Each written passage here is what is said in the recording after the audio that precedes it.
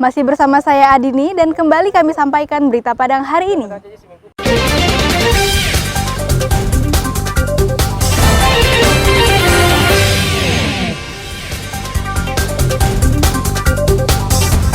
Pengunjung objek wisata Pantai Padang jadi korban pemerasan. 3 pelaku ditangkap polisi.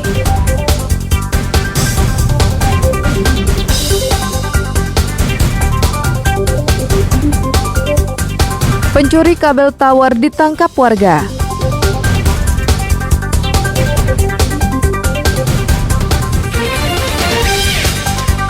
Satreskrim Polresta Padang masih memeriksa lelaki Parubaya yang menimbun BBM subsidi di rumahnya.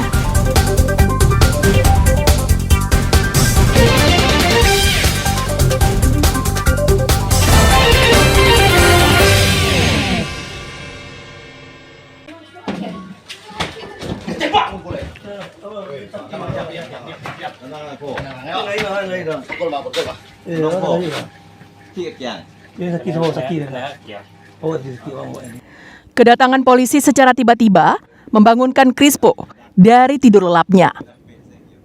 Pemuda berusia 24 tahun ini setengah sadar saat polisi memborgol tangannya. Kesadarannya baru pulih saat petugas menyuruhnya berdiri dan membawanya keluar rumah. Selain Krispo, polisi juga menangkap 2 temannya, Gilang, yang berusia 21 tahun. Krispo dan Gilang tinggal di daerah yang berdekatan.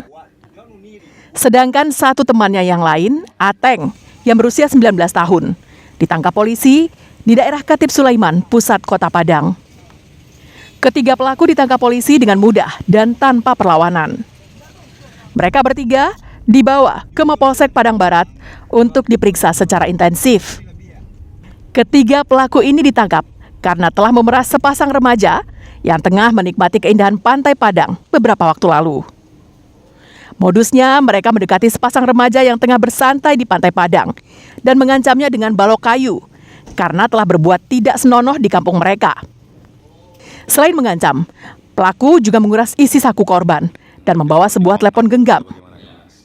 Korban yang merasa tak bersalah melaporkan peristiwa itu ke Mapolsek Padang Barat karena telah mengalami kerugian jutaan rupiah.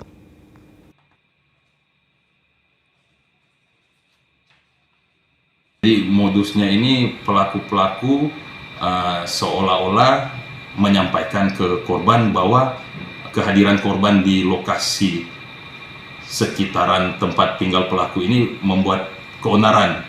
Sehingga dari pihak pelaku ini merasa korban ini harus bertanggung jawab dengan memberikan dispensasi. Kasus pemerasan terhadap wisatawan di Pantai Padang kerap terjadi. Modusnya pun bermacam-macam. Sejatinya, hal ini menjadi perhatian serius pemerintah Kota Padang agar harapan pengunjung bisa aman, nyaman, dan tentram saat berwisata bisa diwujudkan. Alfi melaporkan dari Padang.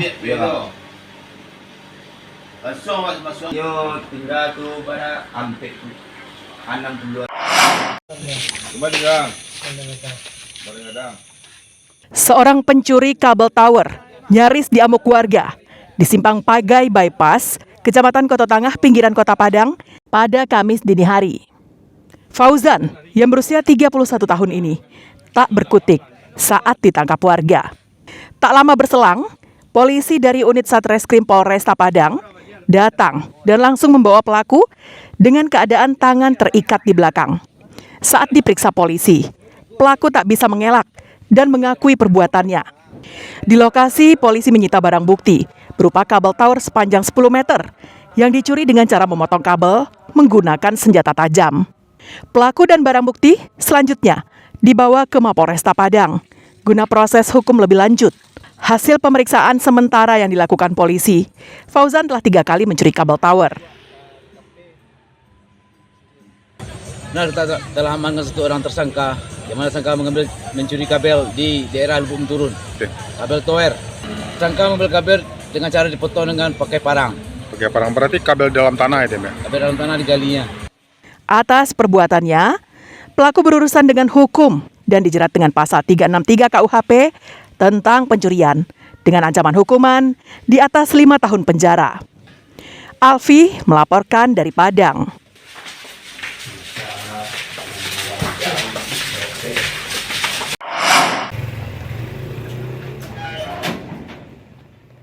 Hingga Kamis sore, Basirun, pria Parubaya yang ditangkap polisi pada Senin malam, masih diperiksa polisi secara intensif. Polisi ingin menggali informasi tentang aktivitasnya menjual minyak eceran bersubsidi di warung yang sekaligus menjadi tempat tinggalnya di daerah Bungus Barat, Kecamatan Bungus Teluk Kabung, sekitar 20 km dari pusat kota Padang. Rumah Basirun ini letaknya hanya beberapa ratus meter dari tangki timbun BBM Pertamina. Hasil pengamatan di lapangan, aktivitas Basirun menjual minyak bersubsidi ini telah berlangsung lama dan aman-aman saja. Padahal, pemerintah melarangnya melalui Undang-Undang Nomor 11 Tahun 2020 tentang minyak dan gas bumi. Senin malam, sejumlah polisi dari Polresta Padang menyita ratusan liter minyak biosolar dan pertalite di warung Basirun. Minyak itu disimpan pelaku di dalam beberapa buah drum. Polisi harus mengerahkan beberapa anggotanya untuk mengangkat minyak-minyak itu ke atas truk untuk disita dan dibawa ke Mapolresta Padang. Dari masyarakat bahwa ada warung yang menyelundupkan atau menimbun BBM jenis solar dan biosolar dan pertalite didapatkan dari TKP itu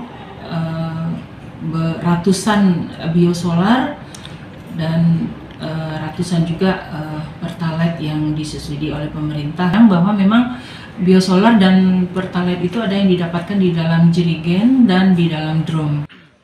Hasil pemeriksaan sementara terungkap, pelaku mengumpulkan BBM bersubsidi itu di SPBU dan membelinya dengan jerigen. Hasil dari melangsir itu, Basirun berhasil menimbun BBM ratusan liter dalam sehari.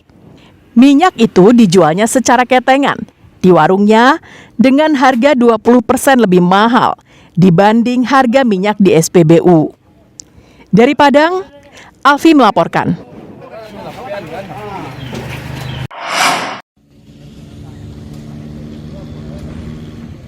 Pasca Bupati dilaporkan dugaan pelanggaran pidana pemilu ke Bawaslu Pasaman Barat pada Senin pekan lalu.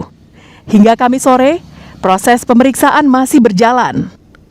Tim Sentra Penegakan Hukum Terpadu Bawaslu Pasaman Barat membagi 2 tim untuk proses klarifikasi. Hingga Kamis sore, tim Sendra Gakumdu Bawaslu telah memeriksa 8 saksi, termasuk pelapor dan terlapor, terkait dugaan pelanggaran pidana pemilu. Tim juga akan memeriksa kelengkapan data untuk menentukan proses penyelidikan selanjutnya. Komisioner Bawaslu Pasaman Barat, Laurentius Simatupang mengungkapkan, selain memeriksa saksi, mereka juga telah berkoordinasi dengan saksi ahli IT dari Kominfo Sumatera Barat. Ada 8 orang. Oke, berarti sudah jalan berapa hari nih Bang? Hitung, ini kan hari kerja kan? Ya betul. Ya pada untuk saat ini sudah 6 hari. 6 hari ya Bang? Jadi besok itu ada ke 7 harinya, itu nanti kita ada pembahasan apakah klarifikasi ini sudah cukup sesuai dengan kebutuhannya atau akan diperpanjang 7 hari lagi sekitar itu. Jika masih ada data yang belum lengkap, maka Bawaslu akan memperpanjang masa penyelidikan 7 hari kerja. Safatul Ulum melaporkan dari Pasaman Barat.